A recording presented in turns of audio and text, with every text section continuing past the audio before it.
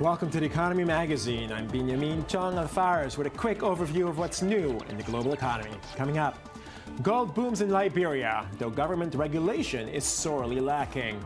And Toyota City diversifies to include other industries. First, the headlines. European shares boomed on Tuesday following comments by European Central Bank board members, but the euro slid. European bank officials said the speed at which bond prices recently reversed was worrisome. They also noted the bank would moderately front-load bond purchases to boost market liquidity in the summer, and that it was ready to go further to meet its inflation target. The euro slipped more than 1% against the dollar after the comments were published. But the Stoxx Europe 600 in early trade rose 1.5%, with Germany's export-heavy DAX leading the pack for a second consecutive day. Chinese Prime Minister Li Keqiang began a 3-day visit to Brazil on Monday, armed with a promise of $50 billion in infrastructure investments. The anticipated investment is a major boon for Brazil, haunted by poor growth and spiraling inflation, as it prepares to host South America's first ever Olympic Games next year. Chinese trade with Brazil has grown exponentially over the past decade, with the Asian giant becoming Brazil's main trading partner in 2009. Sino-Brazilian trade mushroomed from $6.5 billion in 2003 to $83.3 billion in 2012. And Brasilia hopes China's role in its economy will continue to grow. China is Brazil's main trade partner. However, it is the 12th largest investor in Brazil. For many reasons, China can become the biggest investor in Brazil. Greece's government said it will pay public sector wages and pensions in May, but wants an agreement with creditors by the end of the month. Government spokesman Gabriel Sakilaridis said Athens will service all its obligations, but it would not sign a third bailout program. Greek Finance Minister Yanis Varoufakis proposed Europe's bailout fund pay back the country's maturing government bonds to overcome a funding crunch. The Greek bonds, held by the ECB worth 27 billion euros, intensify the country's funding gap and block Greece from taking part in the bank's bond-buying program. Greece and its creditors have been locked in talks for months on a cash for reforms deal, with discussions hung up over the government's red lines on labor and pension reform. Government promised a better deal to the Greek people while staying within the euro, but instead it looks that they are bringing a worse deal and with another new bailout or even bankruptcy. It promised that it would receive financial aid without a bailout, and on February 20th it ended up extending the bailout without getting any money. Power outages are the biggest brake on South Africa's economic growth, Finance Minister Nhlanhla Nene said on Monday. South Africa is forecast to grow 2% this year, far below the rate needed to ease high unemployment and growing frustration. State-owned power company Eskom, which generates more than 95% of the country's electricity, has been weakened by years of underinvestment and aging infrastructure. Factories, homes, and offices across the country suffer long electricity cuts as load shedding has become part of everyday life across Africa's second-largest economy. Inadequate maintenance of the power plants and distribution networks is resulting in deteriorating and unreliable performance, which is in turn leading to higher maintenance costs and unplanned outages.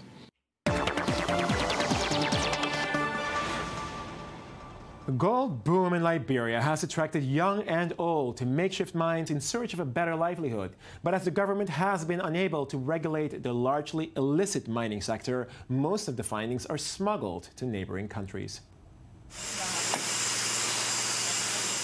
In Liberia, there is an unofficial and unregulated gold boom. Young boys under 10 years old work alongside grown men in dangerous conditions. They are all teenagers, but now you see them, every one of them digging gold.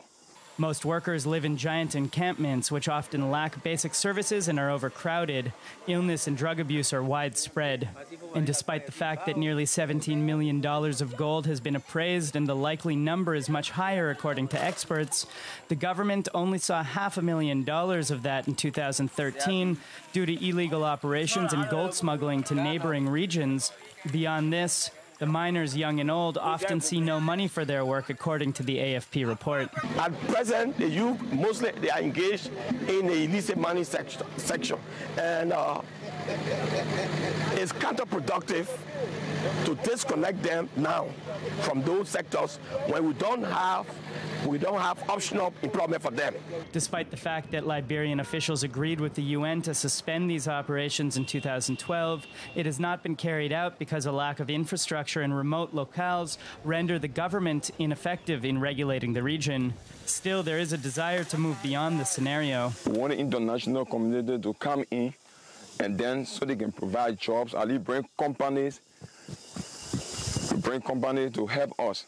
Because if the company is here, you'll find so many people, more Liberian working. For now, despite the danger, authorities are letting the trade continue as it provides work for a large sector of people who might be unemployed otherwise. Changing gears now with a look at innovation in sports and therapy with Channel 2 correspondent Noah Alon in Startup Nation. Noah. Hi, how are you? Good, thanks for joining us. Thank you. Well, we all have LinkedIn, right? Of course. So I want to tell you about Sport Jobs, which is basically the LinkedIn for athletes. Just really? For athletes. Yeah, usually the way it happens is a coach will find a player, would look at someone, and they will find each other. This is how players find a new job or new team. So what Sport Job is trying to do, it's an Israeli startup, just two entrepreneurs who are trying to do this. This is a platform specifically for athletes and for coaches, and it basically allows coaches to connect with these athletes and find their next players.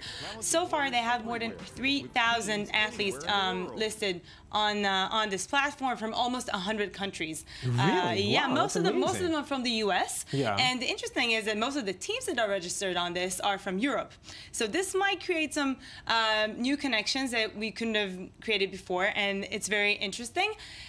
These guys come from an accelerator called A200 EISP. You know, A200 is the IDF's technology unit, right. And this accelerator is run by their alumni association.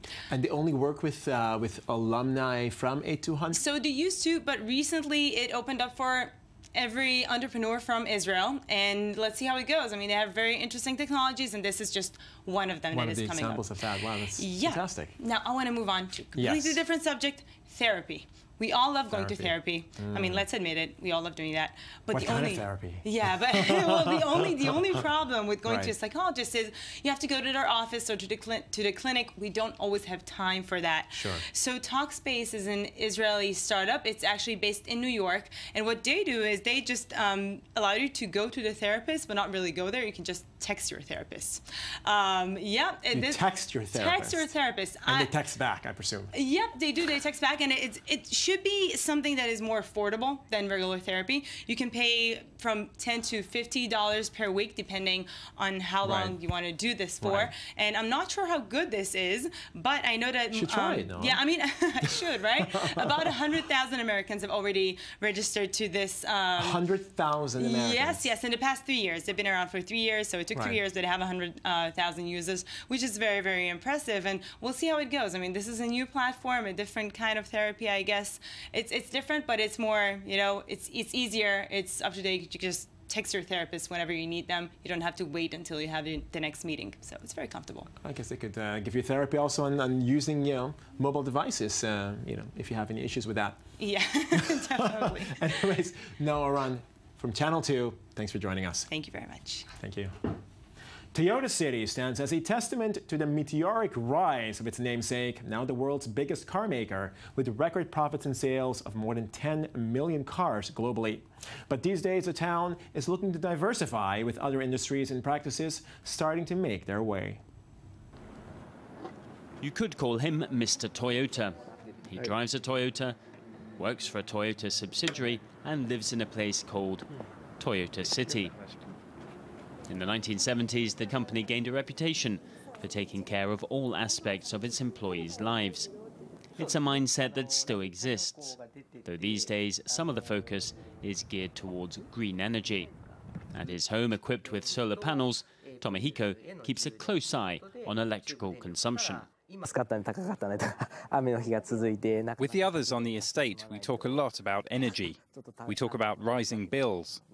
When it rains for a few days in a row, we don't generate much electricity, and it's much like living in a normal house. So we talk a lot about the weather. Car sharing and electric vehicles are nothing new, but in its namesake city, the Japanese giant is road testing a fresh concept.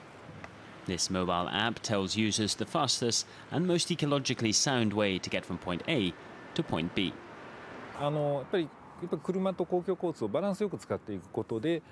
It's a system that allows us to balance car and public transport use and keep traffic moving.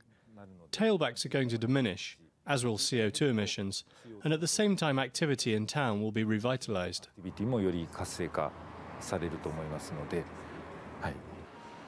Once known as Koromo, it became Toyota City or Town half a century ago when the car production lines multiplied. Home to some 420,000 people, the auto industry is still a big player with 10 factories in the area. But according to the mayor, there's more to the city than just cars.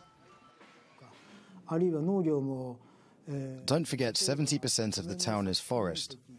We're the biggest rice producers in Aichi Prefecture. We also harvest grapes and pears. It's true that we're a car city, but that's not the whole story. Toyota City has several faces, some of which are masked by the car. Yet with 40% of the workforce employed by Toyota and its subsidiaries, it would appear that the image of the city and the automaker are for now still inseparable. And now for our Offbeat section with a look at some other newsworthy reports in Media Watch. Daniel Roth. How's it going? Good. So what do you have for us today? Well, the answer to your question is it's actually not going very well. According to The Guardian, they have this huge story. It's a blowout story. The fossil fuels industry globally receives $5.3 trillion in subsidies every year. This is a new report from the IMF. Huge deal. If that doesn't already sound like a lot of money, that's about $10 million a minute that this industry will be receiving from the public at large globally, in the form of tax cuts, in the form of not paying for damage done. Primarily, some of the biggest areas are climate change disasters, so floods, tornadoes, tsunamis, things that happen surrounding climate change. Some of them directly related, some of them indirectly related. How do you put a number to that, though? You know, these things are always fascinating to me because how do you actually really quantify damages, you know, that happen on such a large scale, like climate change? Right. It's a huge question, and again, this it's a huge, unfathomable amount of money, and to some extent, it's estimations based on what we've seen before, what climate scientists are expecting to happen. It involves real estate. It involves also a major area is the health risks that are caused.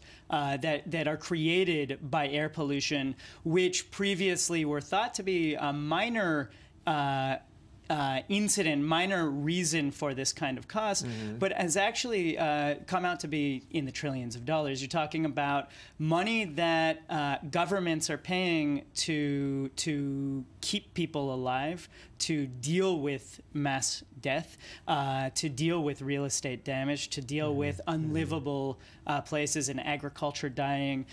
You're talking about enormous amounts of money that are coming because change isn't coming, essentially. And that's kind of at the root of this report, that governments, rather than putting more money into renewable energy, are continuing to put, the decision is being made, albeit from a negative point of view, whereas they're not paying taxes, they're not paying for damage done. these resources are actually flowing in, even though it seems like they're simply not paying for it. We're actually paying for it.